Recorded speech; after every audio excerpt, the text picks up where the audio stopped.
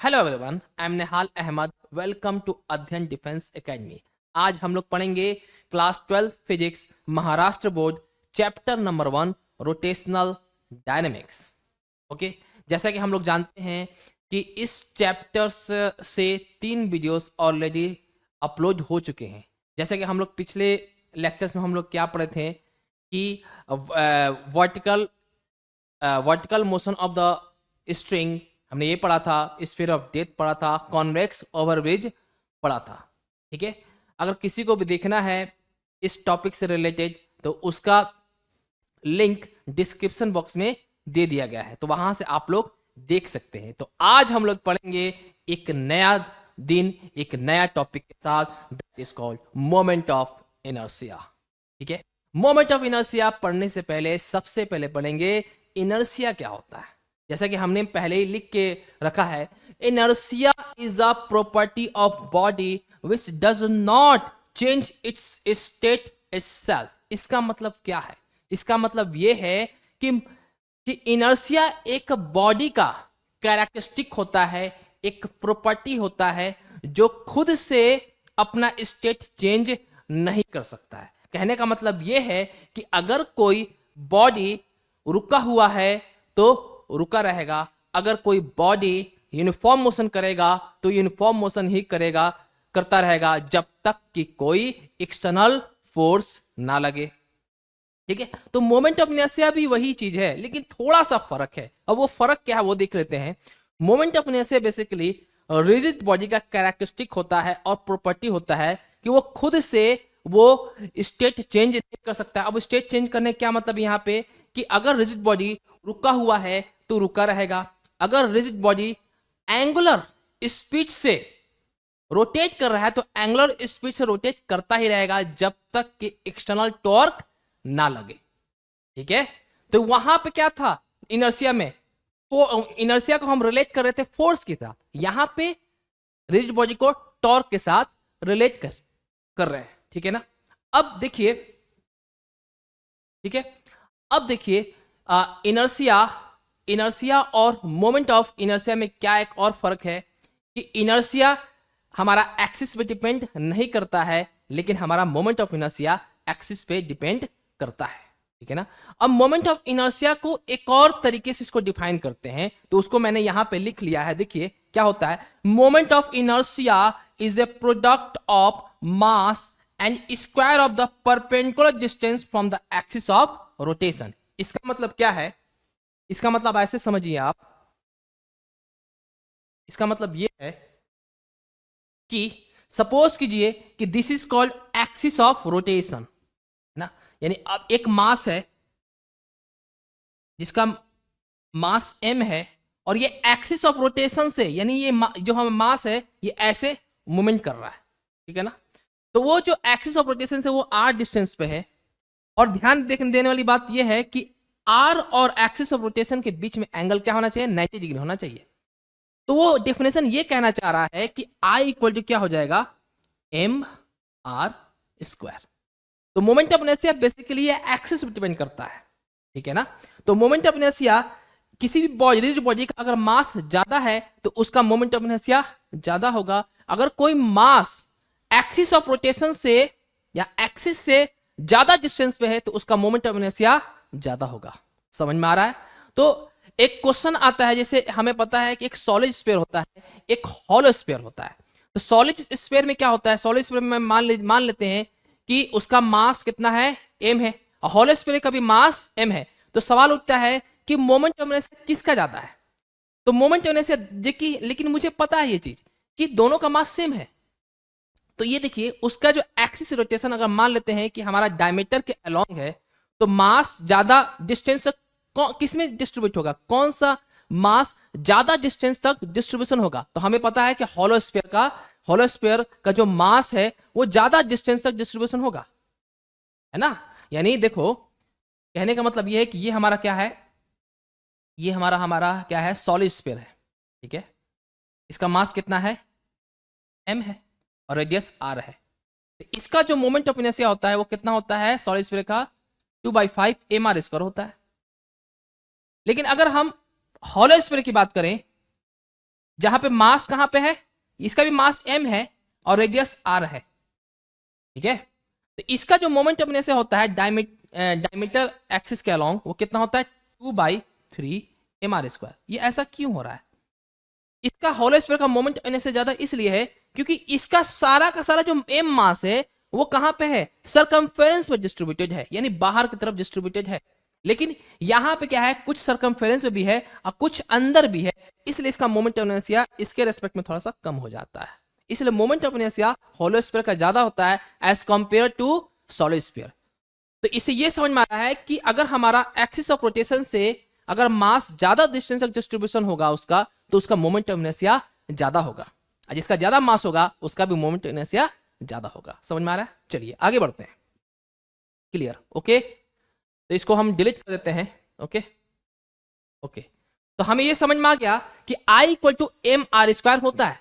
तो डेफिनेशन में कभी कभी पूछ लेता है कि define moment of inertia and what is the SI unit and what is the dimension. ठीक है, तो एसआई यूनिट क्या हो जाएगा? अगर हम इसका एसआई यूनिट लिखें तो हम क्या लिखेंगे? एसआई यूनिट हम देख लेते हैं, इसको कैसे लिखेंगे देखिए, और इसको हम आगे कर ऊपर कर लेते हैं, तब जाकर अच्छे समझ में आएगा। ओके, देखिए एसआई यूनिट क्या होगा? एसआई यूनिट इक्वल टू क्या हो जाएगा, मास का केजी, और आर क्या है, डिस्टेंस है, तो इसको हम लिख लेंगे केजी मीटर स्क्वायर। डायमेंशन क्या हो जाएगा बताइए, बताइए जरा, डायमेंशन के हो जाएगा। मास का क्या होता है, एम होता है, और आर का क्या हो जाएगा, एल स्क्वायर। सॉरी, आर का एल होता है, लेकिन आर स्क्वायर क्या हो जाएगा, एल स्क्वायर, और टी के पावर 0। समझ में आया इतना? ओके, इसमें किसी को डाउट? ठीक है, तो अगर डिफिनेशन पूछे तो जो मैंने डिफिनेशन लिखवाया है, और एसआई यूनिट पूछेगा तो ये कर लीजिएगा, और डायमेंशन ये आप लोग लिख लीजिएगा, तो आपको मार्क्स अच्छे मिल जाएंगे। ओके ना? ओके, चलिए अब आगे आते हैं, आगे देख लेते हैं क्या, moment of inertia of a particles, यानी इसमें हम ये भी कर सकते हैं moment of inertia of a system of particle है ये, है ना। अब देखिए ये पॉइंट मास कह रहा है, ठीक है, यानी पॉइंट मास कहने का मतलब क्या है यहाँ पे, कि एक छोटा सा मास m1 है जो इस एक्सिस ऑफ रोटेशन से r1 डिस्टेंस पे है, एक मास m2 है जो एक्सिस से r2 डिस्टेंस पे है, एक मास m3 है जो एक्सिस से r3 डिस्टेंस पे है, और हमारा जो मास m4 है वो r4 डिस्टेंस पे है। अब देखिए मोमेंट बेसिकली क्या होता है, स्केलर क्वांटिटी होता है। अब स्केलर क्वांटिटी होने का मतलब क्या है कि हम सिंपली इसको जोड़ देते हैं, है ना। तो जोड़ देते हैं, क्या करेंगे, हमें पता है कि इस m1 मास की वजह से हमारा इस एक्सिस के अबाउट मोमेंट ऑफ इनर्शिया क्या होगा, m1 r1 का स्क्वायर। इस मास m2 के लिए मोमेंट ऑफ इनर्शिया क्या होगा, m2 r2 स्क्वायर। उसी तरह m3 के लिए m3 r3 स्क्वायर। इसी तरह m4 के लिए क्या होगा, m4 r4 का स्क्वायर। ये होगा कि नहीं होगा? ठीक है, तो बस इसको सिंपली क्या करना है, जोड़ देना है। I system equal to m1 r1 का स्क्वायर प्लस m2 r2 का स्क्वायर प्लस m3 r3 का स्क्वायर प्लस m4 r4 का स्क्वायर। अगर ये तो 4 पार्टिकल्स था, अगर n पार्टिकल्स हो, जैसे m1 m2 m3 m4 m4 m5 mn ऐसा पार्टिकल्स हो, तो उसके लिए हम क्या करेंगे, बस सिंपली क्या करेंगे, सबको जोड़ देंगे। तो उसके लिए हम क्या लिखेंगे, i equal to m1 r1 का स्क्वायर प्लस m2 r2 का स्क्वायर प्लस m3 r3 का square plus dot dot dot plus mn rn का स्क्वायर। ये हो जाता है। अब इसको समेशन के फॉर्म में कैसे लिखेंगे, बस यहां पे क्या हो रहा है, यहां 1 है, यहां भी 1 है, यहां 2 है, यहां भी 2 है, यहां 3 है नीचे, यहां भी 3 है। तो इसकी जगह पे m के जगह पे हम क्या लिखेंगे, यहां पे जो 1 लिखा हुआ है उसके जगह i लिख देंगे, और जहां पे यहां पे r के नीचे जो 1 लिखा है उसके जगह भी i लिख देंगे। और यहां हमारा जो वैल्यू जो जा रहा है, कहां से कहां तक जा रहा है, 1 से लेकर n तक जा रहा है, तो कहां से कहां तक लिखेंगे, i1 इक्वल टू n तक, इसको हम लोग लिख देंगे। तो जब इसको ओपन करेंगे तो हमें ये मिल जाएगा। जो पहले हम क्या करेंगे, i इक्वल टू 1 जब हम लिखेंगे तो m1 r1 का स्क्वायर हो जाएगा। जब i इक्वल टू 2 करेंगे प्लस तो m2 r2 का स्क्वायर हो जाएगा। जब i इक्वल टू 3 लिखेंगे तो हमारा m3 r3 का स्क्वायर हो जाएगा। And i equal to n लिखेंगे तो हमारा क्या हो जाएगा, mn rn का स्क्वायर हो जाएगा। समझ में आया? इसमें किसी को डाउट है क्या? ओके, चलिए बहुत बढ़िया। अब उसके बाद बहुत ही important topics kinetic energy of rigid body. ठीक है, यहां पे concept of moment of inertia लिखा हुआ है। ठीक है, आप ज्यादा इसमें ध्यान ना दें, ध्यान आप दें कहां पे, इस क्वेश्चन पे, ये ज्यादा इंपॉर्टेंट है, ये दिस वन, इस पे ध्यान आप ना दें बिल्कुल भी, है ना। ये क्या लिखा, concept of moment of inertia. Basically देखिए, हालांकि यहाँ पे जो भी चीजें बात होगी वो मोमेंट ऑफ इनर्शिया के रिलेटेड ही होगी, इसलिए वहां पे concept of moment of inertia लिख दिया गया है। ठीक है, तो इसका क्वेश्चन कैसे आएगा, derive an expression of kinetic energy of rigid body. ये बेसिकली ये पूछा गया है, शायद मेरे ख्याल से 2022 में पूछा गया है ना, मार्च में। ओके, तो ये क्वेश्चन बहुत ज्यादा इंपॉर्टेंट है क्योंकि ये 22 में आया है और ज्यादा चांस है कि 24 में आने का, क्योंकि एक साल गैप हो गया है, उसके बाद ज्यादा चांस हो जाता है। ठीक है ना, तो ये बहुत ज्यादा इंपॉर्टेंट क्वेश्चन है, इसको आप जरूर से देखिएगा, है ना। जितना चीज इसमें लिखा हुआ है इससे ज्यादा आपको लिखने की जरूरत नहीं है। ठीक है ना, अब देखिए इसमें क्या है, देखिए पहले इसको समझने से पहले आप ऐसे समझिए कि जैसे मान लेते हैं कि ये हमारा रिजिड बॉडी है और ये ऐसे रोटेट कर रहा है, एंगुलर स्पीड से ऐसे घूम रहा है, समझ में आ रहा है। जब ये एंगुलर स्पीड से घूमेगा तो हमारा मान लेते हैं ये हमारा एक्सिस है और इस एक्सिस का अबाउट ये हमारा ऐसे घूम रहा है। ठीक है, समझ में आ रहा है। ओके, बहुत सारे पार्टिकल है, m1 मास का पार्टिकल है, m2 मास का पार्टिकल है, m3 मास का पार्टिकल है, m4 मास का पार्टिकल है। m1 जो है वो एक्सिस से r1 डिस्टेंस पे है, m2 जो है एक्सिस से r2 डिस्टेंस पे है, m3 जो है एक्सिस से r3 डिस्टेंस पे है। ओके, ऐसे ऐसे mn जो है rn डिस्टेंस पे है। ओके, तो आप खुद महसूस कीजिए कि हमारा जितने भी मास ऑफ द पार्टिकल है वो उस एक्सिस के अबाउट घूम रहे हैं, यानी वो सर्कुलर मोशन कर रहे हैं। समझ में आ रहा है, सर्कुलर मोशन कहने का मतलब ये है, मतलब सॉरी, ये सर्कुलर मोशन कर रहे हैं। ओके, जब सर्कुलर मोशन करेंगे तो देखिए आपको शायद ये पता होगा कि ओमेगा इक्वल टू क्या होता है, थीटा बाई टी होता है, एंगल डिस्प्लेसमेंट बाई टी होता है। तो जब ये रिजिड बॉडी, देखिए ध्यान से देखिए, जब ये रिजिड बॉडी जब थीटा से घूमेगा तो हर एक पार्टिकल भी थीटा से घूमेगा और टाइम भी सेम लगेगा। तो जब थीटा सेम रहने वाला है, टी भी सेम रहने वाला है, ठीक है, तो इसका मतलब यह हुआ कि अगर rigid body angular speed omega से घूम रहा है तो हर एक पार्टिकल वो भी एंगुलर स्पीड ओमेगा से घूमेगा। समझ में आ रहा है, अरे बोलिए ना, अरे नहीं बोलिएगा, अरे बोल दीजिए, है ना, थोड़ा सा बोल दीजिए, है ना। तो देखिए अगर ये हमारा क्या है, रिजिड बॉडी है, देखिए अब इसको थोड़ा सा डायग्राम से समझेंगे अच्छे से। ओके, इसे देखिए, ये हमारा क्या है, रिजिड बॉडी है। ओके ओके, हमारा एक्सिस ये है, जैसे ये एक्सिस ऐसे है, इस टाइप के, जैसे मैंने बताया था। ओके, ऐसे। अब देखिए यहां मान लेते हैं कि यहां हमारा m1 मास है, m1 मास है जो इस एक्सिस से r1 डिस्टेंस पे है, एक मास m2 है ना, वो हमारा एक्सिस से r2 डिस्टेंस पे है। तो जब ये ऐसे घूमेगा, देखो ध्यान से, देखो ध्यान से, ऐसे घूमेगा तो ये क्या होगा, ये ऐसे घूमेगा, ये भी कैसे घूमेगा, ऐसे घूमेगा, घूमेगा कि नहीं घूमेगा।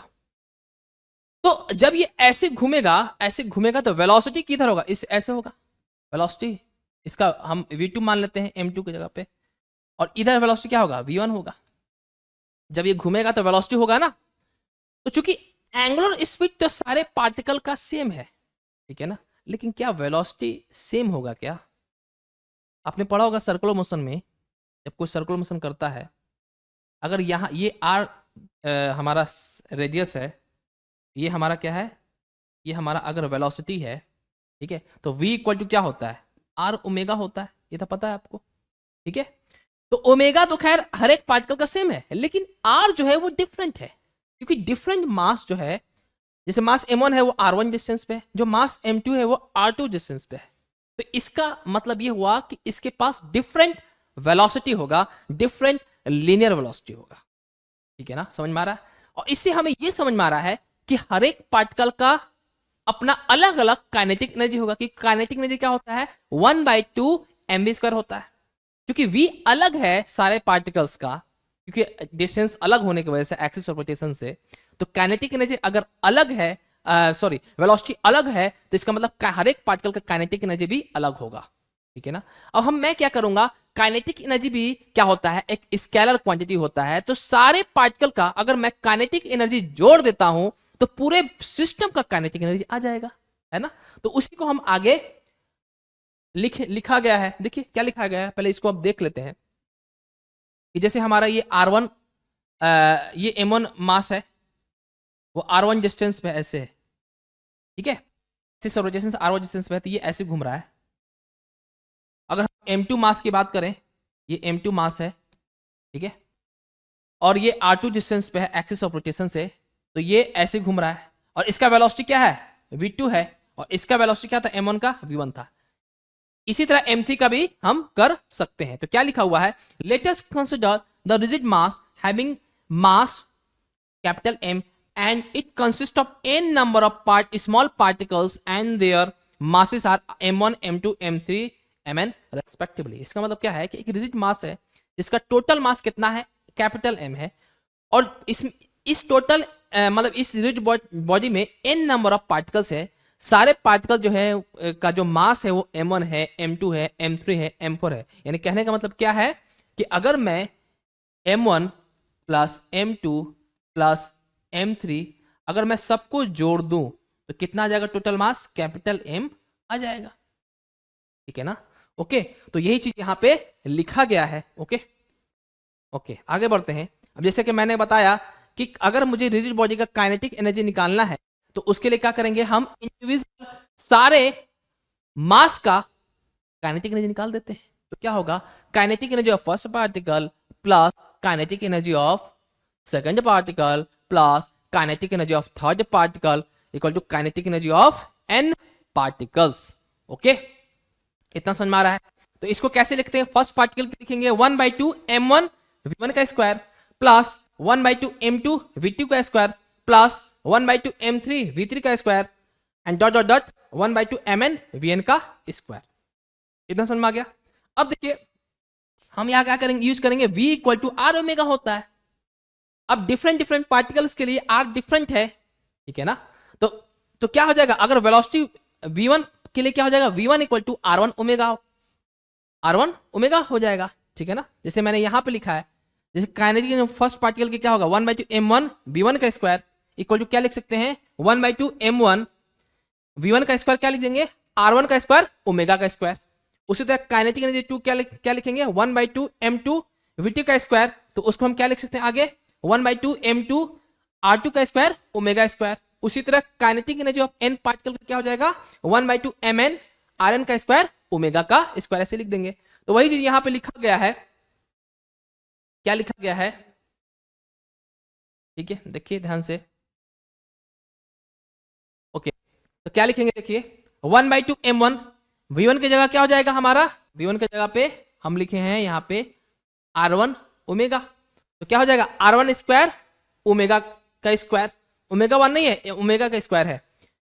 अब प्लस 1/2 m2 v2 स्क्वायर का जगह क्या लिखेंगे, v2 इक्वल टू क्या लिखेंगे, r2 ओमेगा, तो यहां क्या लिखेंगे, r2 स्क्वायर ओमेगा स्क्वायर। उसी तरह v3 का क्या हो जाएगा, r3 ओमेगा, तो यहां पे मैंने लिखा है r3 स्क्वायर ओमेगा स्क्वायर। उसी तरह vn क्या हो जाएगा, rn ओमेगा, क्या हो जाएगा 1/2 mn rn स्क्वायर ओमेगा का स्क्वायर। समझ में आ रहा है अच्छे से, इसमें किसी को डाउट है क्या, बोलिए ना। ओके, चलिए बहुत बढ़िया, वेरी गुड, शाबाश। ओके, आगे बढ़ते हैं, है ना। अब देखिए क्या करेंगे, अब इसमें देखिए यहां पे 1/2 है, यहां पे ओमेगा स्क्वायर है, यहां भी 1/2 है, यहां पे ओमेगा स्क्वायर है, यहां भी 1/2 है, यहां भी ओमेगा स्क्वायर है। इसका मतलब ये हुआ कि 1/2 ओमेगा स्क्वायर क्या है, कॉमन निकाल लेंगे। तो यहां मैंने 1/2 और ओमेगा स्क्वायर कॉमन निकाल लिया, और जितना बचा हमारा m1 r1 का स्क्वायर प्लस m2 r2 का स्क्वायर प्लस m3 r3 का square plus dot dot dot dot क्या हो जाएगा, mn rn का स्क्वायर। इतना समझ में आया। ओके, तो अब ये हमारा क्या है, this is the total moment of inertia of the system about an axis, about a rotating axis।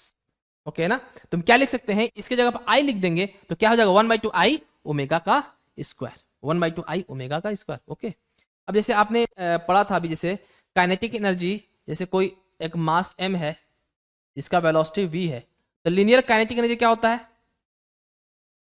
क्या होता है हमारा? 1/2 mv²। तो अगर हमारा बॉडी लीनियर मोशन कर रहा है, तो अगर रोटेशन मोशन से कंपेयर करें तो m का रोटेशनल मोशन में एनालॉजी क्या होता है? I होता है, और v का क्या होता है? ओमेगा होता है।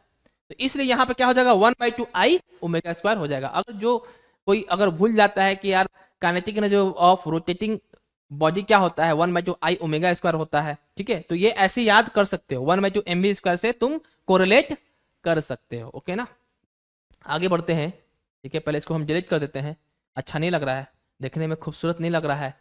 खूबसूरत दिखना चाहिए कि नहीं दिखना चाहिए, बताइए ना। और खूबसूरत दिखना चाहिए, खूबसूरत नहीं दिख रहा है मेरा, देखिए कितना गंदा दिख रहा है, ये तो बहुत बेकार हो गया है ना, है ना। तो क्या करना है, इसको मिटा देना है। ओके, चलिए आगे बढ़ते हैं।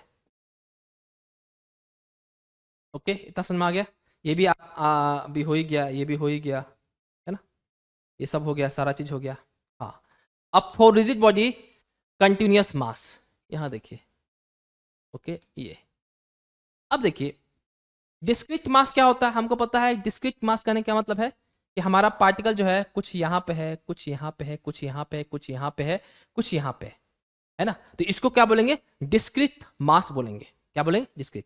एक होता है कंटिन्यूअस मास। कंटिन्यूअस मतलब मास मतलब कि हम ऐसे हमारा मास जो है, हमारा मास जो है एकदम कंटिन्यूअस है ना, यानी कि कहीं भी स्पेस नहीं है, कहीं भी स्पेस नहीं, ये क्या है हमारा? कंटिन्यूअस है, यानी डिस्ट्रीब्यूशन कैसा है? कंटिन्यूअस है। तो ऐसे मास को बोलेंगे कंटिन्यूअस मास। कहीं भी आपको ऐसा नहीं दिख रहा है कि जैसे हमने पेन उठाया ऐसे ऐसे किया, तो ये हमारा क्या होगा? कंटिन्यूअस मास हो गया।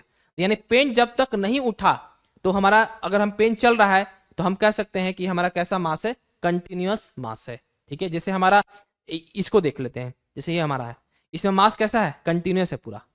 ठीक है ना, क्योंकि मास यहाँ लगातार यहाँ पे ऐसा नहीं है कि कुछ मास यहाँ पे कुछ मास यहाँ पे, ऐसा नहीं है, सारे जगह मास है, तो इसको बोलेंगे कंटिन्यूअस मास। जैसे डिस्क हो गया, उसको भी बोलते कंटिन्यूअस मास। जैसे हमारा ये मोबाइल है, मोबाइल में भी चारों क्या है? मास है, ऐसे पूरी तरफ सब जगह मास है, यहाँ दिख रहा है, तो इसको भी क्या बोलेंगे? कंटिन्यूअस मास बोलेंगे। ओके ना, चलिए। तो अगर हमारा आ गया, यानी हम कंटिन्यूअस मास आ गया, तो उसका मोमेंट ऑफ इनर्शिया कैसे निकालेंगे? तो उसको निकालने का तरीका क्या है? उसको निकालने का तरीका क्या है कि हम ज्यादा कुछ नहीं करेंगे, बहुत ही आसान है। सिंपली क्या करेंगे, एक रिजिड बॉडी है, अगर ये एक्सिस ऑफ रोटेशन ये वाला है हमारा, ठीक है, हम क्या करेंगे? एक छोटा सा डीएम मास लेंगे। क्या लेंगे? छोटा सा डीएम मास लेंगे, और वो एक्सिस से वो परपेंडिकुलर डिस्टेंस पे होगा, जिसको हम आर बोलेंगे। तो देखो, छोटे से डीएम मास के लिए छोटा सा मोमेंट ऑफ इनर्शिया आएगा, जिसको बोलेंगे डी आई। तो डी आई इक्वल टू क्या हो जाएगा?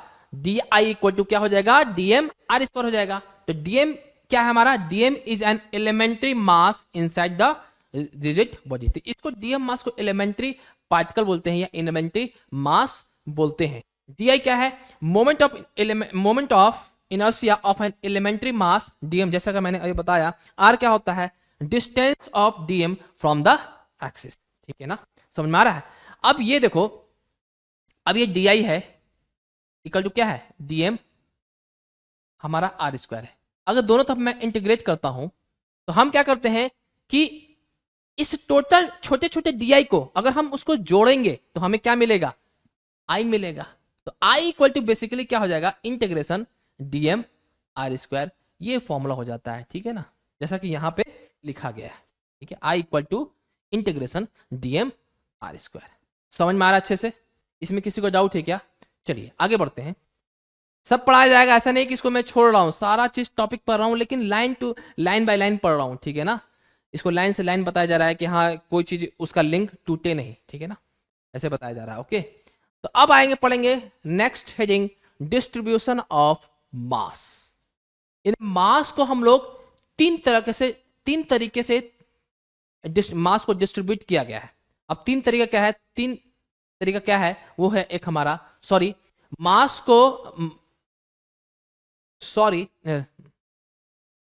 को बेसिकली थ्री कैटेगरीज में डिस्ट्रीब्यूट किया गया है।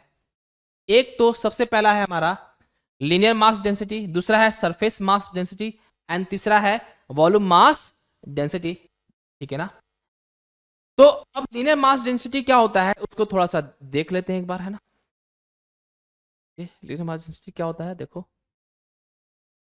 Mass of the body is distributed over the length of the body that is rod और रिंग। यानी लीनियर मास डेंसिटी क्या होता है, mass of the body divide by length of the body. यानी कहने का मतलब ये है, एक यूनिट लेंथ, एक यूनिट लेंथ किसी बॉडी का, एक यूनिट लेंथ में जितना मास का डिस्ट्रीब्यूशन होगा उसको बोलते हैं लीनियर मास डेंसिटी। ठीक है, जैसे यहां पर हम एग्जांपल से समझेंगे। जैसे ये हमारा क्या है, रॉड है, आपको दिख रहा है ना, जिसका मास क्या है, m है, इसका लेंथ l है। एक इसका लेंथ l है और इसका मास m है, तो लैम्डा क्या होता है, मास बाय लेंथ, है ना। तो इसका मास कितना है, टोटल m है, और इसका लेंथ क्या है, l है। ठीक है ना। अगर ये भी हो सकता है कि एक छोटा सा dm, हम क्या लेंगे, एक dm मास लेंगे, इसका जो हमारा लेंथ है वो कितना है, dl है। तो इसको हम ऐसे भी लिख सकते हैं कि dm बाई dl, ये भी लिख सकते हैं, इसमें कोई दिक्कत नहीं है, समझ में आ रहा है। तो ये भी हम कर सकते हैं। जैसे हम अगर हम रिंग की बात करें तो रिंग में क्या है, ये सब जगह पूरा मास भरा पड़ा है।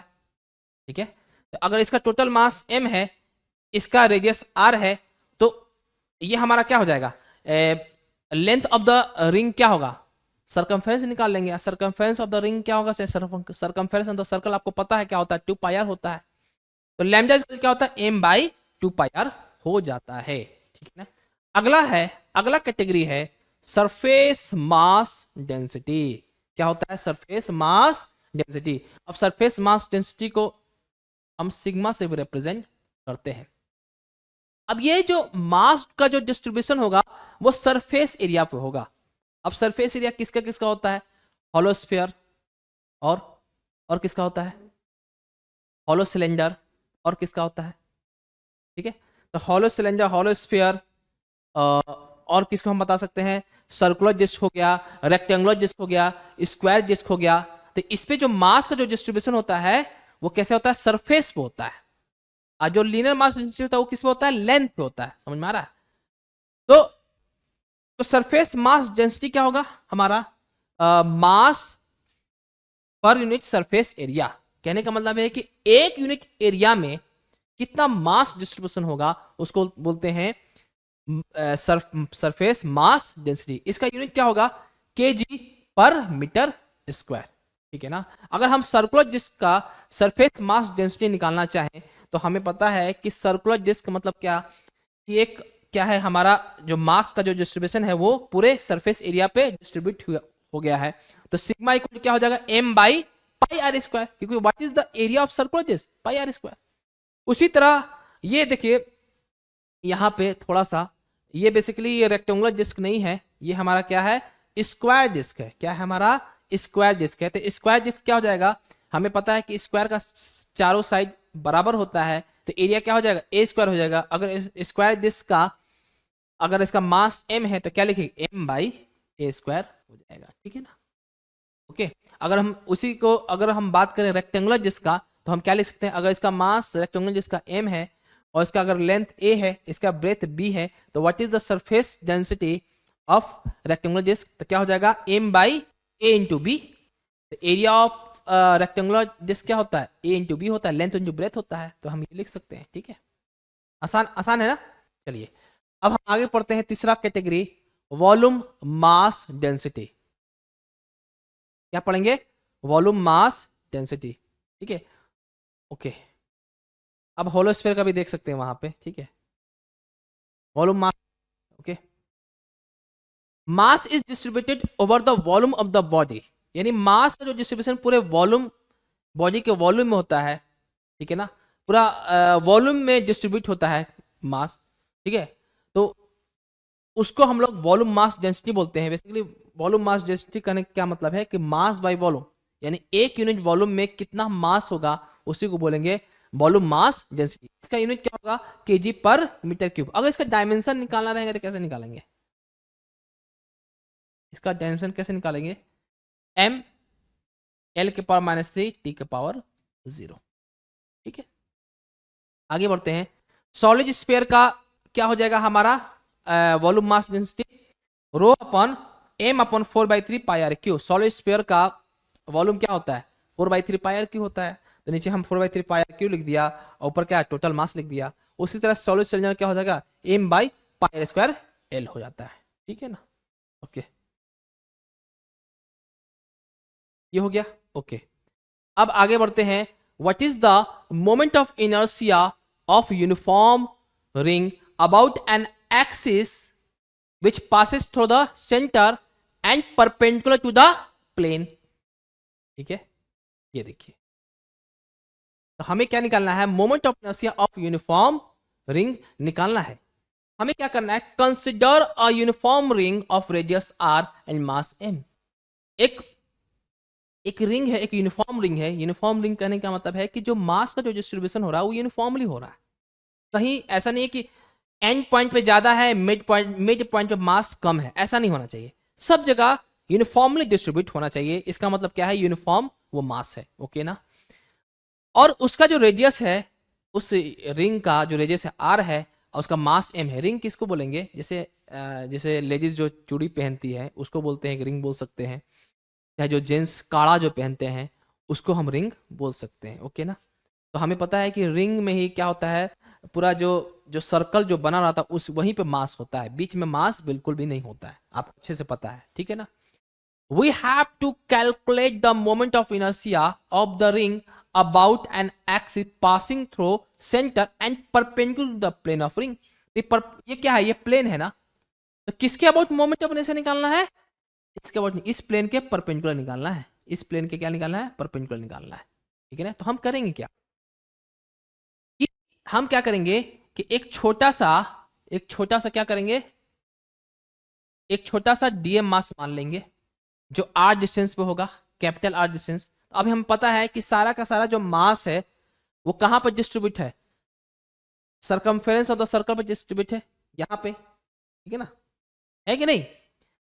तो सारा का सारा जो मास जो डिस्ट्रीब्यूट होगा वो एक्सिस से सेम डिस्टेंस पे होगा और वो कितना उसके बराबर, रेडियस वो कितने बराबर होगा? रेडियस के बराबर होगा, है ना? ठीक है? तो हम करेंगे क्या? उसके लिए हमें कुछ नहीं करना है। हमें पता है कि I equal to integration d I equal to क्या होता है? डी एम आर स्क्वायर होता है। यही होता है ना? ठीक है, आर यहाँ पे क्या है? हमारा जो डीएम जो मास है, जो हमने डीएम जो मास लिया है वो कितने डिस्टेंस पे है? कैपिटल आर डिस्टेंस पे है। तो उसके जगह पे हम क्या लिख देंगे? Integration dm r square.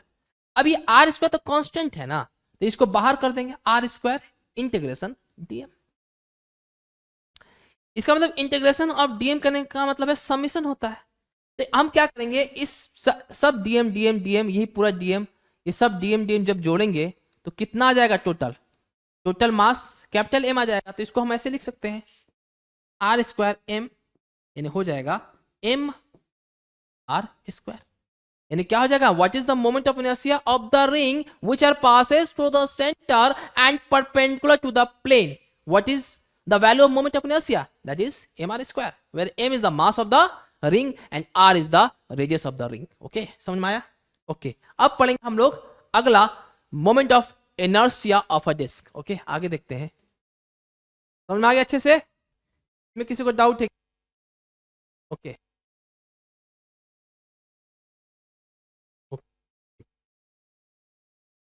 अब ये हमारा डिस्क है। क्या हमारा? ये डिस्क है हमारा, है क्या हमारा? डिस्क है। अब बताओ डिस्क कैसे तैयार हुआ होगा? डिस्क जो अगर हम तैयार कर सकते हैं, एक छोटे छोटे रिंग को ऐसे बढ़ाएंगे, ऐसे करके बढ़ाएंगे तो हमारा क्या होगा? डिस्क तैयार हो जाएगा। यानी कहने का मतलब ये है, एक छोटा सा रिंग लिया ना, क्या किया मैंने? एक छोटा सा रिंग लिया, फिर एक और थोड़ा सा बड़ा ले लिया रिंग, और थोड़ा सा बड़ा ले लिया, और थोड़ा सा बड़ा ले लिया, इससे और थोड़ा सा बड़ा ले लिया, और बड़ा लिया। जब बड़ा लूंगा तो क्या बन जाएगा हमारा? एक डिस्क बन जाएगा। बन जाएगा नहीं बन जाएगा? हमारा इससे ये समझ में आ रहा है कि रिंग से ही हमारा क्या है? डिस्क तैयार हो जा रहा है। ठीक है, तो पहले हम इस लैंग्वेज में क्या लिखा हुआ उसको हम लोग एक बार पढ़ लेते हैं। ओके, फिर इसके बाद हम थोड़ा सा बताते हैं कि कैसे निकाल लेंगे। ओके, क्या लिखा हुआ है? To find the moment of inertia about an axis passing through its centre and perpendicular to the disc. वही बात है कि हमें जो मोमेंट ऑफ इनर्शिया जो निकालना है वो क्या, किसकी तरफ निकालना है हमें? जैसे ये हमारा डिस्क है, ठीक है, तो हमारा सेंटर ये है, तो इस सेंटर से मोमेंट हमारा जो एक्सिस होना चाहिए, ये जो एक्सिस होना चाहिए सेंटर से पास होना चाहिए और इस प्लेन के परपेंडिकुलर होना चाहिए, नहीं हमारा एक्सिस ऐसे होना चाहिए, तो इसके अबाउट हमारा मोमेंट ऑफ इनर्शिया क्या होगा, ठीक है ना। तो वही यहाँ पे बताया जा रहा था। उसके लिए हम क्या करेंगे, consider an elementary ring of radius r and thickness d r as shown in figure. जैसे आप यहाँ देख सकते हैं, यहाँ पे क्या लिखा हुआ है, क्या कह रहा है कि एक हमारा ये डिस्क है, क्या हमारा एक डिस्क है, ठीक है, और हमने एक एलिमेंट्री रिंग माना है जिसका मास कितना है, डीएम है, स्मॉल डीएम है, और ये एक्सिस से आर डिस्टेंस पे है, इसका थिकनेस कितना है, डीआर है, ये इतना लिखा हुआ है, और इस डिस्क का मास एम है और रेडियस आर है, यही बोल रहा है। और आगे क्या लिखा हुआ है, ये कह रहा है कि हमारा जो डीएम है mass of the elementary ring है, और डी क्या है हमारा, moment of inertia of element about the axis of disc. यानी कहने का मतलब है कि डी जो है, जो डीएम मास है, जो हमारा डी है, ये वो उसका मोमेंट ऑफ इनर्शिया है, किसका, डीएम मास की वजह से जो मोमेंट ऑफ इनर्शिया आ रहा है वो डी है, ये कहने का मतलब है, ठीक है ना, इतना समझ में आ गया। ओके, आगे हम इसको कैसे लिख सकते हैं, ऐसे लिख सकते हैं, हमें पता है कि डी आई इक्वल टू क्या होता है, डी आई इक्वल टू हमारा इंटीग्रेशन, यहाँ पे d I equal to d m are square होता है, ये रिंग का होता है। हमने क्या किया, हमने देखो क्या किया, हमने जो अभी मैंने बताया कि ये हमारा यहाँ बना देते हैं, देखो हम सामने बना देते हैं, ओके, यहाँ पे इसको हम आगे बना देते हैं, यहाँ पे जो हमने किया है, ओके, देखिए क्या करते हैं, इस चीज़ को मिटा देते हैं, ओके, इसको मिटा देते हैं, तब समझाएंगे अच्छे से। देखिए ध्यान से देखिएगा, हमने क्या किया है, एक डिस्क है हमारा, है ना, एक डिस्क है हमारा, ठीक है, तो पूरा मास भरा पड़ा है, हमने क्या किया, एक रिंग ले लिया, उसका मास कितना है, उस रिंग का डीएम मास है, जो एक्सिस से आर डिस्टेंस पे है, ठीक है, ये हमारा क्या, ठीक है, ये इसका जो थिकनेस है वो कितना है हमारा, डी आर है, दिख नहीं रहा अच्छे से, रुको में नहीं आ रहा,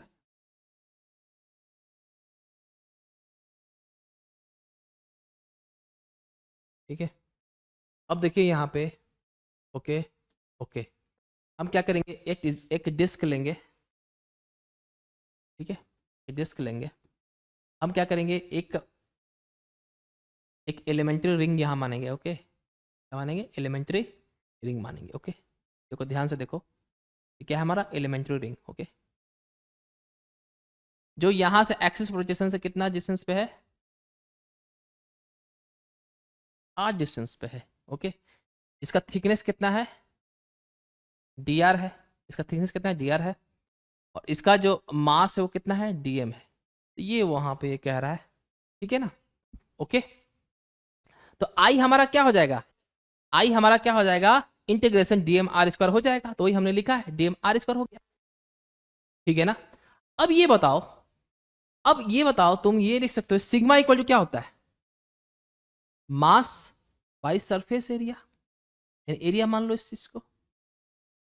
तो अगर हम इस छोटे से रिंग की बात करें, तो इस छोटे से रिंग को हम क्या लिख सकते हैं, एक छोटा सा डीएम मास, एक छोटा सा एरिया डी ए, ये लिख सकते हैं कि नहीं, यानी हमारा जो डीएम मास हो जाएगा वो कितना हो जाएगा, सिग्मा डी ए हो जाएगा। और बताओ सिग्मा को ये भी तो लिख सकते हैं मास पर यूनिट एरिया, मास पर यूनिट एरिया, तो अगर टोटल मास डिस्क का एम है और एरिया, टोटल एरिया कितना है डिस्क का, पाई आर स्क्वायर है, तो ये लिख सकते हैं क्या, लिख सकते हैं ना। अब ये डीए कैसे निकालेंगे, डीए का वैल्यू कैसे निकालेंगे, हम क्या करेंगे, इस चीज को देखो, ये भी क्या है हमारा, ये हमारा एलिमेंट ऑफ मास एम है, ठीक है, तो इसका एरिया कितना है इस रिंग का, हमारा हमारा कितना है इसका, इस रिंग का हमारा लेंथ कितना है, देखो अब इसको कट करो, अब कट करके इसको ऐसे बिछा दो, तो ये कितना है टोटल, ये वाला, this is called 2 pi r, ये 2 पाई आर हो गया, इसका थिकनेस कितना है dr, तो एरिया क्या आ जाएगा 2 पाई आर dr।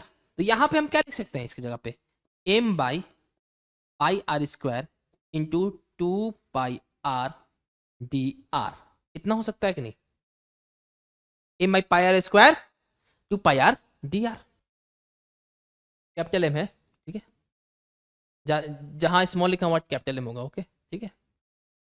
अब इसी वैल्यू को हम क्या करेंगे, जो यहां पे डीएम वैल्यू था उसमें पुट कर देंगे, तो हमारा क्या आएगा I equal to d r into 2mr, ये आर स्क्वायर यहां पर आ गया, अपन में आर स्क्वायर हो जाएगा, कैपिटल आर स्क्वायर हो जाएगा। अब यहां पे हमारा कांस्टेंट क्या है 2m by are square constant है, ठीक है, तो क्या हो जाएगा हमारा एक आर यहां पे एक आर स्क्वायर यहां पे, तो आर क्यू हो जाएगा और डी आर हमारा यहां पे। अब लिमिट क्या लेंगे, देखो तो हमारा जो रिंग बना है एक पॉइंट से बना हुआ है, एक पॉइंट बना है, फिर उसको थोड़ा सा बड़ा करते गए और बड़ा करते गए और बड़ा करते गए, कहां तक गया, ये आर डिस्टेंस तक गया ना, तो इसलिए लिमिट कहां से कहां तक होगा, 0 से लेके आर तक होगा। तो आर के पावर 3 का इंटीग्रेशन क्या होगा, आर के पावर 4/4, तो यहां पे मैंने क्या लिखा आर के power 4/4 2m by are square. तो जब इसको हम कैलकुलेट करेंगे तो आई इक्वल क्या आ जाएगा हमारा mr²/2 आ जाएगा। तो आसान है ना, ठीक है ना। तो हमें ये समझ में आ गया कि what is the moment of inertia of the ring which are passes through the centre and perpendicular to the plane, क्या होगा mr², and what is the moment of inertia of the circular disc which are passes through the centre and perpendicular to the plane, क्या हो जाएगा mr²/2 हो जाएगा। तो किसका moment of inertia ज्यादा है, रिंग का या डिस्क का, रिंग का ज्यादा है, ओके ना। इससे यही समझ में आ रहा है, क्या समझ में आया, समझ में आया कुछ, क्या समझ में आया कुछ समझे, रिंग में का पूरा मास का जो डिस्ट्रीब्यूशन हो रहा है वो कहां पर हो रहा है, सरकमफेरेंस पे हो रहा है, समझ में आ रहा है। लेकिन डिस्क में जो मास का डिस्ट्रीब्यूशन सरकमफेरेंस में भी हो रहा है और अंदर भी हो रहा है, इसलिए डिस्क का मोमेंट ऑफ इनर्शिया जो है वो कम हो जा रहा है और रिंग का ज्यादा हो जा रहा है, समझ में आ रहा है, ठीक है ना। अब आगे टॉपिक पढ़ेंगे बहुत ही interesting, that is called radius of gyration. अब ये नया टर्म्स क्या आ गया भाई, अरे है क्या, अरे कुछ नहीं है, बहुत ही आसान है, इसके साथ आसान कोई टॉपिक है ही नहीं, ठीक है ना। तो इतना जब मैं इतना अच्छा से आपको समझाऊंगा कि आपको अच्छे से समझ में आएगा, बहुत ही आसान है, ठीक है। What is the radius of gyration, तो जो हम बोलते हैं उसी को आप दिमाग में रख लीजिएगा और अपने लैंग्वेज में लिख लीजिएगा। इसका हम डेफिनेशन में लिखवाया गया है, आप डेफिनेशन चाहे तो आप पढ़ सकते हैं। और आपको हम ये भी बता दे रहे हैं कि ये बेसिकली पूरा हैंड रिटेन नोट्स है, ठीक है। जब हमारा रोटेशनल डायनेमिक्स का जो लास्ट लेक्चर होगा वहां पे आपको पीडीएफ का लिंक भेज दिया जाएगा, आप वहां से पीडीएफ को डाउनलोड कर लीजिएगा, ठीक है। तो आपके लिए इतना अच्छा फायदा हो जाएगा कि आप यहाँ पर आराम से लेक्चर भी देख सकते हो और पीडीएफ डाउनलोड करके उस पर आपको ज्यादा मेहनत भी नहीं करना पड़ेगा और पीडीएफ आराम से पढ़ सकते हो। तो आपके लिए है ना फायदे की बात, है ना। तो चलिए आगे बढ़ते हैं, radius of gyration, okay, very important topic, radius of gyration. ये डेफिनेशन पूछ लेता है कि what is the radius of gyration, ठीक है। तो पहले ये लिखेंगे, उसके बाद डेफिनेशन हम लोग लिख लेंगे, है ना। तो सबसे पहले रेडियस ऑफ गायरेशन क्या होता है उसको अच्छे से समझ लेते हैं, ओके। पहले हम इसको मिटा देते हैं, ओके, क्योंकि मिटाना बहुत जरूरी है। पता नहीं क्या हो जा रहा है, समझ में नहीं आ रहा है मुझे, मैं मिटा रहा हूँ, पता नहीं सब मिट जा रहा है, ये तो गलत बात हो गई, है ना, बहुत गलत बात है। वेरी गुड, बहुत बढ़िया। चलिए आगे बढ़ते हैं, okay. What is the radius of gyration, suppose कीजिए ये एक एक्सिस है, इसका मोमेंट ऑफ इनर्शिया आई है, तो ये सारे पार्टिकल के लिए मोमेंट ऑफ इनर्शिया क्या होगा, एक m1 मास है जो r1 डिस्टेंस पे है, एक m2 मास है जो r2 डिस्टेंस पे है, दिख रहा है आपको, m3 मास r3 डिस्टेंस पे एक्सिस ऑफ रोटेशन से, और जो m4 है r4 डिस्टेंस पे है। तो हमारा टोटल मोमेंट ऑफ इनर्शिया क्या होगा, इस टोटल मास की वजह से वो कितना हो जाएगा, m1 r1 का स्क्वायर, m2 r2 का स्क्वायर, m3 r3 का स्क्वायर प्लस m4 r4 का स्क्वायर। ये इसको इक्वेशन 1 मान लो।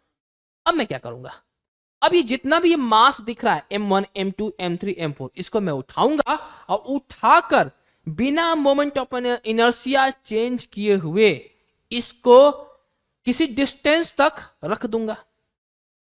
तो वो जो डिस्टेंस आएगा that distance is called radius of gyration. समझ में आया, क्लियर, ओके। आगे बढ़ते हैं, तो देखिए इसको हम कैसे लिखेंगे। तो देखिए इसका तो हमने लिख दिया, इसका मोमेंट ऑफ इनर्शिया कैसे लिखेंगे, आई इक्वल टू सारे के सारे मास को मैंने के डिस्टेंस पर रख दिया, तो m1 plus m2 plus m3 plus m4 into क्या हो जाएगा, k स्क्वायर हो जाएगा। What is k? यही तो k है, रेडियस ऑफ गायरेशन। तो हमने मोमेंट ऑफ इनर्शिया चेंज नहीं किया। तो ये हमारा इक्वेशन 1 है, ये इक्वेशन 2 है, दोनों को इक्वेट करेंगे तो क्या आ जाएगा हमारा, m1 plus m2 plus m3 plus m4 into k square to m1 r1 का स्क्वायर प्लस m2 r2 का स्क्वायर प्लस m3 r3 का स्क्वायर प्लस m4 r4 का स्क्वायर। ओके ना। तो हमारा जो k का जो वैल्यू आएगा, रूट m1 का m1 r1 का स्क्वायर प्लस m2 r2 का स्क्वायर प्लस m3 r3 का स्क्वायर प्लस m4 r4 का square divide by m1 plus m2 plus m3 plus m4। यही तो है टोटल मोमेंट ऑफ इनर्शिया, जिसको हम आई से रिप्रेजेंट किए हैं। और यही तो m1 plus m2 plus m3 plus m4, यही तो है टोटल मास, जिसको हम लोग कैपिटल M से रिप्रेजेंट किए हैं। समझ में आ रहा है? ओके। तो यहां पे I क्या है, moment of inertia of a system, and m is equal to total mass of the system, and K क्या है, रेडियस ऑफ गायरेशन। अब देखिए रेडियस ऑफ गायरेशन का डेफिनेशन अगर आप लिखना चाहते हैं तो आप लिख सकते हैं, नहीं तो अपने लैंग्वेज भी आप बना सकते हैं। ओके, देखिए क्या लिखा हुआ है, the radius of gyration of a body या system about a given axis of rotation is defined as the distance between the axis and a point at which the whole mass of the body or system can be supposed to be concentrated so as to possess the same moment of inertia as that of body। ये moment of inertia है। Okay, क्या है ये, हमारा moment of inertia है। Okay, अब हमें निकालना है कि अगर एक रिंग है, रिंग का हमें रेडियस ऑफ गायरेशन निकालना है, ठीक है, तो वो उसका रेडियस ऑफ गायरेशन क्या होगा, ठीक है ना। तो बहुत ही आसान है, कुछ नहीं है। हमने अभी यहां पे क्या निकाला कि इसको देखिए यहां पे, ओके ओके, जैसे k इक्वल टू क्या है, रूट आई बाई एम, तो इसको i equal to m k square लिख सकते हैं।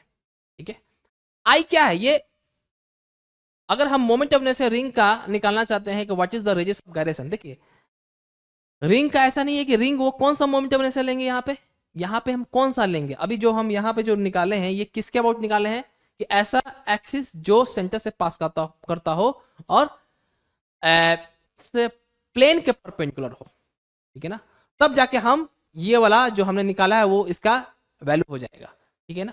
लेकिन कभी कभी क्या होता है कि ये तो हमने जो सेंटर पे जो दिया वो तो ठीक है कि चलो सेंटर के बाद हमारा मोमेंट ऑफ इनर्शिया जो होता है mr स्क्वायर होता है, लेकिन कभी कभी ऐसा होता है, पूछ देता है कि what is the radius of gyration which passes through the circumference of the circle of the ring but perpendicular to the plane।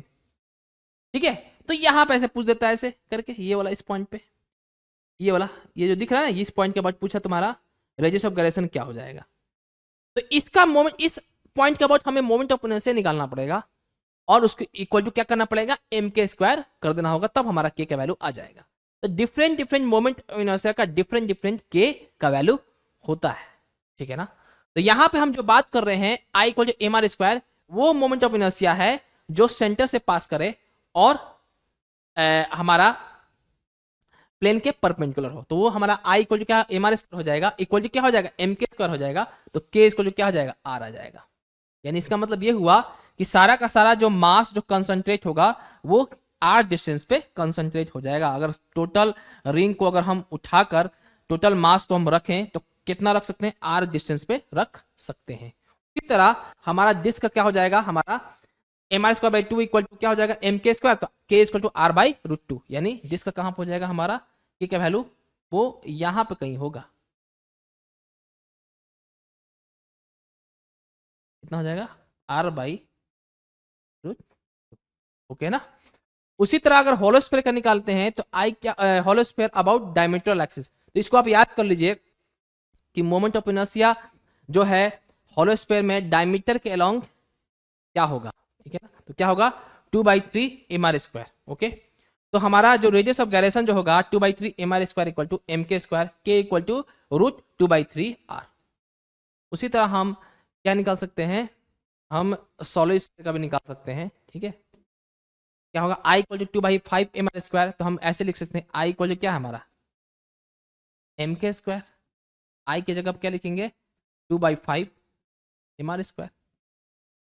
तो क्या लेंगे एम के स्क्वायर लिखेंगे, एम से एम कट जाएगा तो हमारा के का जो वैल्यू आएगा 2/5 रूट में आर, वही लिखा हुआ है। ठीक है ना, समझ में आया अच्छे से? ओके, पैरेलल एक्सिस थ्योरम बहुत ही इंटरेस्टिंग टॉपिक है। जैसे अगर इसका ज़रूरत क्यों पड़ता है, जैसे अभी मैंने बताया कि अगर हमें पता है कि इस रिंग का moment of inertia I equal to क्या होता है mr² होता है, लेकिन अगर क्वेश्चन ये आ जाए कि what is the moment of inertia at this axis, तो हम क्या करेंगे? तो उसके लिए हम लोग क्या करेंगे, पैरेलल एक्सिस थ्योरम का यूज करेंगे। समझ में आ रहा है? तो हम क्या करेंगे, देखो हमारा जो फॉर्मूला होता है, ये हमारा अगर सेंटर ऑफ मास है, ये हमारा P है, तो हमारा आई पी इक्वल टू हो जाएगा ICM प्लस md²। यहां d क्या है, d is the distance between the two parallel axis. तो यहां पे आई सेंटर ऑफ मास क्या हो जाएगा हमारा mr², रिंग का mr² होता है ना यहाँ पे, प्लस डिस्टेंस कितना है दोनों के बीच में r है, तो क्या होगा mr², यानी कितना हो जाएगा इस p के अबाउट मोमेंट ऑफ इनर्शिया जो प्लेन के परपेंडिकुलर हो, क्या हो जाएगा 2mr² हो जाएगा। तो हमें बेसिकली क्या करना है, ये फॉर्मूला को डिराइव करना है। ये फॉर्मूला कैसे आता है, ठीक है, इसी को हम लोग डिराइव करेंगे। तो सबसे पहली बात यह है कि पैरेलल एक्सिस थ्योरम कब लगा सकते हैं, हमें क्या समझ में आए कि दो एक्सिस पैरेलल होना चाहिए, और क्या होना चाहिए कि एक एक्सिस सेंटर ऑफ मास से पास होना चाहिए, ठीक है, और जिसमें से एक एक्सिस सेंटर ऑफ मास से पास होना चाहिए। देखिए जैसे देखिए इसका कंडीशन क्या हो सकता है पैरेलल एक्सिस थ्योरम का, कि एक तो ये हो सकता है कि दोनों एक्सिस पैरेलल होना चाहिए जिसमें से एक सेंटर ऑफ मास से पास होना चाहिए, और दूसरा कंडीशन क्या होना चाहिए कि ये 2 डायमेंशन और 3 डायमेंशन के लिए हम यूज कर सकते हैं। समझ में आ रहा है? ओके, तो चलिए आगे बढ़ते हैं। ठीक है, तो इसी चीज को हमको डिराइव करना है, तो कैसे डिराइव करेंगे? जैसे देखिए ये हमारा क्या है, ये एक एक्सिस है, जैसे हमारा एक रिजिड बॉडी है जिसका टोटल मास, अब ये हमारा क्या है, this is the axis which passes to the centre of mass, यानी ये moment of inertia about centre of mass है, जो ऐसे है, ऐसे कैसे इस प्लेन के परपेंडिकुलर है। अब मैंने क्या किया कि हम चाहते हैं कि मोमेंट ऑफ इनर्शिया इस रिजिड बॉडी का हम कहां से निकालें, इस एक्सिस से निकालें, जिसको हम आई से रिप्रेजेंट किए। ठीक है, तो हम क्या करेंगे, एक ऐसा एक्सिस बनाएंगे जो इस एक्सिस से पैरेलल हो, और उसके बीच में जो डिस्टेंस है वो कितना है, d है। ठीक है ना, तो हम जब डिराइव करके लाएंगे तो इसका जो वैल्यू आएगा I equal to I centre of mass, I rigid body का मास टोटल कितना है m है, और दोनों के बीच में डिस्टेंस कितना है d है, तो क्या हो जाएगा d² कर देंगे। ये हमें फॉर्मूला डिराइव करना है बेसिकली। ठीक है ना, तो उसके लिए हम करेंगे क्या कि एक छोटा सा डीएम मास ले लेंगे जो इस सेंटर ऑफ मास से x डिस्टेंस पे होगा, और इस जो I जो है इस एक्सिस से हमारा x प्लस डी डिस्टेंस पे होगा। ठीक है ना, तो पहले हम पढ़ लेते हैं क्या लिखा हुआ है। Consider a rigid mass of capital M has its centre of mass at point O, centre of mass point O पे लाई कर रहा है एज शोन इन फिगर। और सेंटर ऑफ मास क्या होता है, centre of mass of the body, and I centre of mass क्या होगा, moment of inertia about an axis passing through centre of mass body, यानी ऐसा एक्सिस, ऐसा moment of inertia जो सेंटर ऑफ मास से पास करता हो। I क्या है हमारा, moment of inertia of the body about an axis parallel to the previous axis, यानी सेंटर ऑफ मास एक्सिस के पैरेलल हो, ये कहने का मतलब है मोमेंट ऑफ इनर्शिया। ठीक है, अब आगे देखते रहते हैं। ठीक है, इतना समझ में आ गया। अब हम क्या करना चाहते हैं, ये देखिए ऐसे, in order to calculate the relationship between the I and ICM, यानी हम क्या कर सकते, निकालना चाहते हैं, रिलेशनशिप निकालते हैं आई और आईसीएम के बीच में, जो हमने अभी निकाला था I equal to ICM plus mg square, ये रिलेशनशिप निकालना है मुझे। कंसिडर एन एलिमेंट्री मास, जिसे मैंने बताया था dm mass, dm inside the body as shown figure, जो ऊपर मैंने अभी बताया एज शोन फिगर में, देख लीजिए ऊपर दिखा देते हैं एक बार, डीएम मास मानेंगे, ठीक है, जो सेंटर ऑफ मास से x डिस्टेंस पे होगा और आई से हमारा इस एक्सिस से कितना होगा, x प्लस डी डिस्टेंस पे होगा। अब देखिए इसको हम कैसे लिख सकते हैं, इसको हम कैसे लिख सकते हैं कि सेंटर ऑफ मास के अबाउट मोमेंट ऑफ इनर्शिया क्या होगा। जैसे पहले डायग्राम बना देते हैं, एक बार डायग्राम यहाँ पर देख लो, उसके बाद ज़्यादा अच्छे से क्लियर हो जाएगा। जैसे कि हमारा रिजिड बॉडी है, ये हमारा एक्सिस है आई, ये हमारा एक्सिस क्या है, ठीक है, ये हमारा सेंटर ऑफ मास वाला आई सेंटर ऑफ मास है, ये हमारा क्या है, आई था, इसके बीच में डिस्टेंस कितना है, डी है, यहाँ पे मैंने डीएम मास माना है, तो डीएम मास एक्स डिस्टेंस पे है और आई से यहाँ पे कितना डिस्टेंस पे है, डी प्लस एक्स डिस्टेंस पे है, ठीक है ना।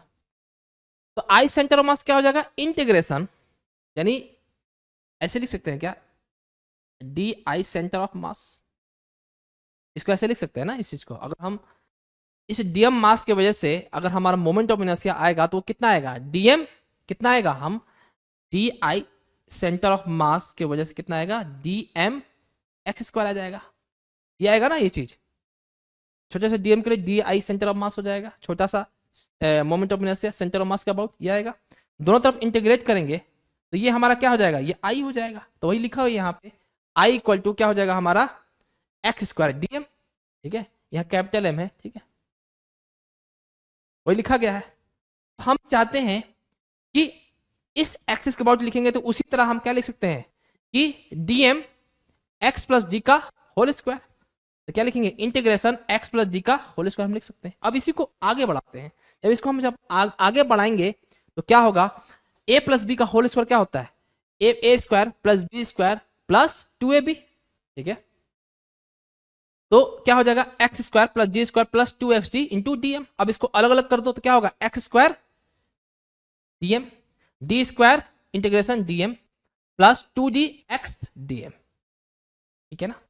अब उसको देखिए उसके बाद क्या लिखा गया है, उसके बाद हमने सीधे लिख दिया है कि हमारा ये जो है ये हमारा क्या है, आई सेंटर ऑफ मास था जो मैंने लिख दिया, और ये डी स्क्वायर डीएम। अब देखो डी जो है, जो दोनों एक्सिस के बीच में जो डिस्टेंस वो तो फिक्स है, उसको बाहर कर दो, तो जब उसको बाहर करेंगे तो हम क्या लिखेंगे, ये हमारा क्या हो जाएगा, आई सेंटर ऑफ मास, और इसको बाहर कर दो D square integration dm plus 2d integration x DM, ऐसे लिखेंगे, ओके। अब ये छोटा छोटा जो डीएम है ये एक छोटा सा एलिमेंट्री मास है, अब उसी डीएम को पूरा अगर हम सारे मास को जोड़ देंगे, सारे डीएम को छोटा एक DM DM DM DM DM, यानी जैसे हमारा बॉडी है, जैसे हमारा हमने ये डीएम माना है, ये डीएम माना है, फिर यहाँ डीएम है, यहाँ डीएम, सब डीएम को मैंने जोड़ दिया, पूरा डीएम को जोड़ दिया तो क्या होगा, complete mass of the body नहीं आ जाएगा, आ जाएगा ना, तो वही हमने किया है। तो इसी को हम आगे बढ़ाएंगे तो क्या लिखेंगे, हम क्या लिखेंगे, इस चीज को इक्वल टू लिखेंगे I centre of mass plus m d square लिख देंगे, ये टर्म जीरो हो जाएगा। क्यों जीरो होगा, वो इसलिए जीरो होगा कि ये क्या है, this is the mass moment, यानी हमें पता है ये जो एक्स डिस्टेंस जो आ रहा है वो कहां से आ रहा है, वो सेंटर ऑफ मास से आ रहा है। हमें पता है कि algebraic sum of the mass moment about an axis which parallel to the centre of mass is zero, यही होता है ना, तो इसलिए टर्म्स क्या हो जाएगा, जीरो हो जाएगा।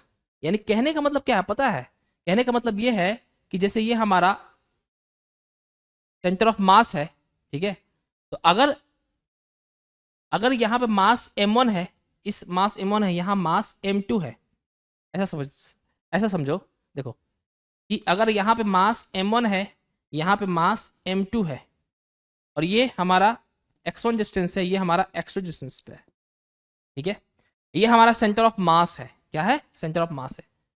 तो इसके अबाउट हमारा जो मास मोमेंट होता है वो जीरो होता है, यानी सेंटर ऑफ मास के अबाउट हमारा जो टोटल मास मोमेंट क्या होता है, जीरो होगा, यानी m1x1 इक्वल टू क्या होता है, m2x2 होता है।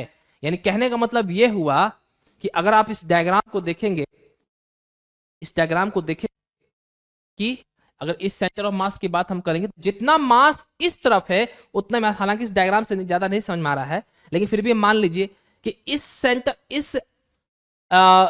सेंटर ऑफ मास के अबाउट जितना मास इधर है उतना ही मास इधर होगा। यानी कहने का मतलब ये है कि जितना मास मोमेंट इधर होगा उतना ही मास मोमेंट इधर होगा। इसलिए क्या होते हैं, ये कैंसिल आउट हो जाते हैं, इसलिए ये जो हमारा जो टर्म्स है वो क्या हो जाता है, जीरो हो जाता है। तो ये हमारा टर्म क्या हो जाएगा, जीरो हो जाएगा। समझ में आ रहा है? इसलिए हमने क्या लिखा, I equal to I centre of mass plus mg square. ठीक है ना?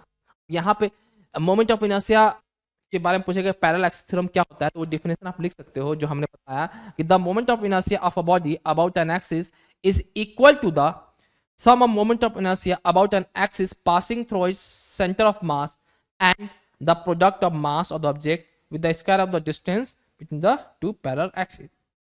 It is valid for all type of body 2D and 3D. समझ में आया? ओके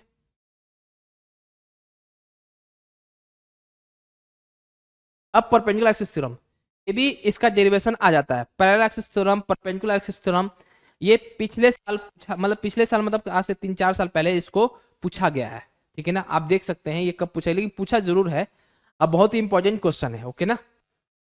तो परपेंडिकुलर एक्सिस थ्योरम, अब परपेंडिकुलर एक्सिस थ्योरम में क्या है कि जैसे देखिए, अगर हमें क्या करना है, ऐसे समझिए इस चीज को कि सपोज कीजिए कि जैसे ये हमारा क्या है, ये हमारा क्या है, एक डिस्क है। हमें पता है इसके अबाउट हमारा मोमेंट ऑफ इनर्शिया क्या है, ऐसे है ना, लेकिन मुझे इसके अबाउट नहीं पता है कि इसके अबाउट हमारा मोमेंट ऑफ इनर्शिया क्या होगा, इसके अबाउट हमारा मोमेंट ऑफ इनर्शिया क्या होगा, वो हमें नहीं पता है। तो हम कैसे निकालेंगे? तो अगर ये आई नॉट है और ये हमारा एक्स एक्सिस है, ये हमारा वाई है, तो हमारा I x plus I y equal to क्या होता है, आई नॉट हो जाता है। This is called perpendicular axis theorem. इसी को मुझे प्रूव करना है। तो हम परपेंडिकुलर एक्सिस थ्योरम यूज करके हम आई एक्स और आई वाई का वैल्यू निकाल सकते हैं। ठीक है ना? इसलिए यहां पे हम लोग परपेंडिकुलर एक्सिस थ्योरम को हम यूज करेंगे, यानी इसको हम लोग डेराइव करेंगे। यानी हम क्या करेंगे, परपेंडिकुलर एक्सिस थ्योरम को डेराइव करेंगे। तो उसको डेराइव करने के लिए क्या करेंगे, एक रिजिड बॉडी का मास लेंगे। ठीक है ना? एक छोटा सा डीएम मास लेंगे। क्या लेंगे, एक छोटा सा डीएम मास ले लेंगे। ओके ओके और एक चीज और, हाँ पहले हम परपेंडिकुलर एक्सिस थ्योरम का थोड़ा सा ये बता देते हैं कि क्या कंडीशन होना चाहिए। सबसे पहली बात ये होना चाहिए कि इसमें 3 एक्सिस होना चाहिए और तीनों एक्सिस परपेंडिकुलर होना चाहिए, जिसमें से 2 एक्सिस सेम प्लेन में होना चाहिए। ठीक है ना? एक कंडीशन है। और दूसरा कंडीशन क्या है कि ये सिर्फ एंड सिर्फ 2 डायमेंशनल बॉडी के लिए यूज होता है। समझ में आया? ओके अब इसके लिए क्या करेंगे, एक निकालने के लिए हम क्या करेंगे, हमें देखो क्या करना है, बेसिकली निकालना क्या है कि ये हमारा जो x है और ये हमारा जो y है, ये किस में है, सेम प्लेन में है। और ये कैसे है, हमारा इस प्लेन के परपेंडिकुलर है। तो इस हमें क्या निकालना है, बेसिकली निकालना क्या है, आई जेड इक्वल टू निकालना है I x plus I Y, ये निकालना है मुझे, इसी को प्रूव करना है। तो बेसिकली क्या होता है कि जो 2 सेम प्लेन में है उसको एक जगह रखेंगे, इक्वल टू क्या हो जाएगा, जो उसके परपेंडिकुलर होगा, यानी जो इस दोनों के परपेंडिकुलर होगा वो इसके बराबर हो जाएगा। ठीक है ना? तो हमारा देखिए क्या है, I x I y I z are the 3 moment of inertia of the body about 3 axis x y and z axis respectively. यानी आई एक्स जो है हमारा एक्स एक्सिस के अबाउट मोमेंट ऑफ इनर्शिया होगा, हमारा आई वाई जो है y axis के अबाउट मोमेंट ऑफ इनर्शिया होगा, हमारा आई जेड जो है वो जेड एक्सिस के अबाउट मोमेंट ऑफ इनर्शिया हो जाएगा। अब हम क्या करेंगे, consider an elementary mass dm inside the rigid body. यानी एक हम एलिमेंट्री मास एक एलिमेंट्री मास डीएम मानेंगे जिसका मास कितना है, डीएम है। ठीक है? उसका जो कोऑर्डिनेट होगा वो एक्स वाई होगा। यानी एक्स वाई करने का मतलब ये है कि वो एक्स एक्सिस से वाई डिस्टेंस परपेंडिकुलर पे है, वाई एक्सिस के, यानी एक्स एक्सिस से वाई डिस्टेंस पे है और वाई एक्सिस से एक्स डिस्टेंस पे है और जेड एक्सिस से आर डिस्टेंस पे है। यानी ये ऐसे है, देखो जेड एक्सिस कैसे, ऐसे है। अगर हमारा एक्स ऐसे है और हमारा वाई ऐसे है तो हमारा जेड कैसे है, ऐसे है। तो बेसिकली कैसे, यहां से ये 90 डिग्री बन रहा है, ये ऐसे देखो, ये 90 डिग्री बन रहा है, और ये इस एक्सिस से ये भी क्या बन रहा है, 90 डिग्री बन रहा है। ठीक है ना। ओके, आगे बढ़ते हैं। देखिए, ओके, अब हम आई एक्स क्या लिख सकते हैं, यहाँ पे आई एक्स को हम लिख सकते हैं dm y square, integration dm y square कैसे लिख सकते हैं, देखो देखो, अगर मैं यहाँ पे ऐसे लिखूं इस चीज को, देखो ध्यान से इस चीज को कैसे लिखेंगे। अगर मुझे निकालना है कि moment of inertia of x about x axis, तो इसको लिख सकते हैं क्या ऐसे,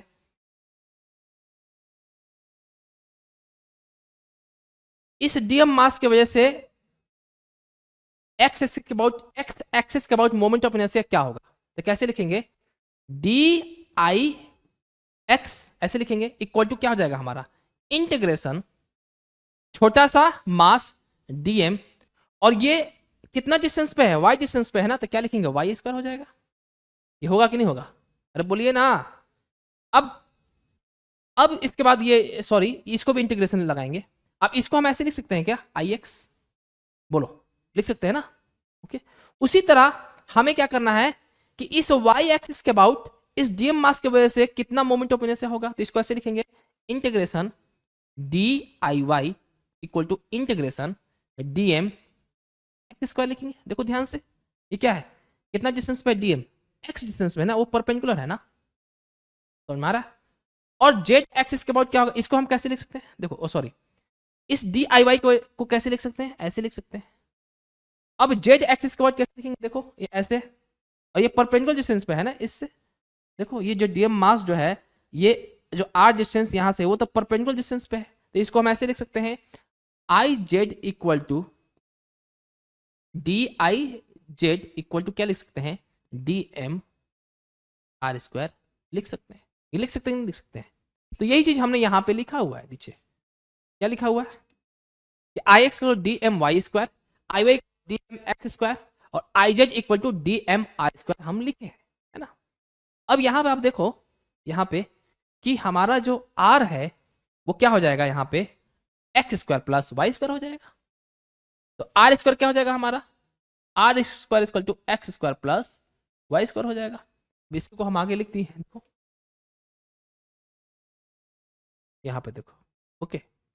अब इस चीज को हम कैसे लिखेंगे, I z equal to d m are square, अब d m into x square plus y square हो जाएगा, क्योंकि हमें पता है कि आर स्क्वायर क्या होता है, equal to x square plus y square, अभी मैंने ऊपर लिखा, ठीक है। अब इसको अलग अलग तोड़ते हैं, dm integration dm x square plus dm y square हो जाएगा। अब यही क्या है हमारा, ये आई एक्स है, ये हमारा आई वाई है, तो क्या हो जाएगा, I z equal to I x plus I y. अब यहाँ पे इन जनरल क्या है कि अगर हमारा moment of inertia I one है, और moment of inertia I two है, और moment of inertia I three है, I one I two same plane में है, और आई थ्री जो है, moment of inertia I three जो होगा, जो आई थ्री जो एक्सिस जो है, ठीक है, वो इस दोनों प्लेन के परपेंडिकुलर होगा, तो हम कैसे लिख सकते हैं, I three equal to I one plus I two, ठीक है ना। तो वही लिखा हुआ है कि इन जनरल क्या है हमारा, the sum of moment of inertia about two mutually perpendicular axes is equal to the moment of inertia about an axis passing through the intersection point with the previous two axes and perpendicular to the plane of the body। जो हमने बताया वही चीज है, ठीक है ना। It is only valid for planar body, यानी 2D बॉडी, ठीक है ना। तो हम लोग ऐसे हम लोग निकाल सकते हैं, ठीक है ना। तो जैसे देखिए, अगर मुझे, जैसे मान लो ये हमारा क्या है, एक डिस्क है, ठीक है। अगर मैं, ये एक एक्स एक्सिस है, ये हमारा वाई एक्सिस है, ठीक है। इसका मास m है, इसका रेडियस r है। पूछेगा कि what is the moment of inertia about x axis, कैसे निकालेंगे। देखो, तो ध्यान ये देना कि इस एक्सिस के बाद देखो, जितना मास इधर है उतना ही मास इधर होगा, ठीक है। और इधर देखो, जितना मास इधर है उतना ही मास इधर होगा। इसका मतलब moment of inertia about x axis equal to moment of inertia about y axis क्या होगा, सेम होगा, ठीक है ना। अब ये पॉइंट ओ है, हमें ये पता है कि इस एक्सिस के अबाउट हमारा मोमेंट ऑफ इनर्शिया डिस्क का क्या होगा। तो आई नॉट हमारा क्या है, एम आर स्क्वायर बाई 2 होता है डिस्क का, पता है ना। तो ये क्या हो जाएगा, ये दोनों एक्सिस जो है आई एक्स और आई वाई दोनों प्लेन में है, और आई नॉट क्या है, इस प्लेन के परपेंडिकुलर है। तो हम ऐसे लिख सकते हैं I naught equal to I x plus I y. तो आई नॉट कितना है हमारा, एम आर स्क्वायर बाई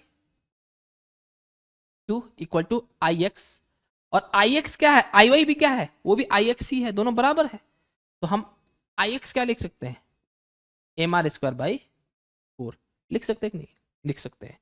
तो यहां पे हम लोग ऐसे हम लोग क्या कर सकते हैं, मोमेंट ऑफ इनर्शिया निकाल सकते हैं, ठीक है।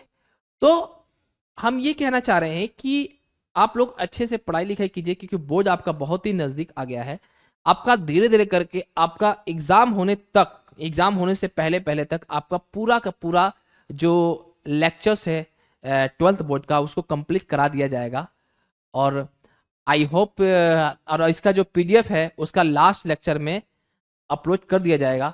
और आई होप आपको मेरा लेक्चर आपको पसंद आया होगा, ठीक है। थैंक यू सो मच, जय हिंद।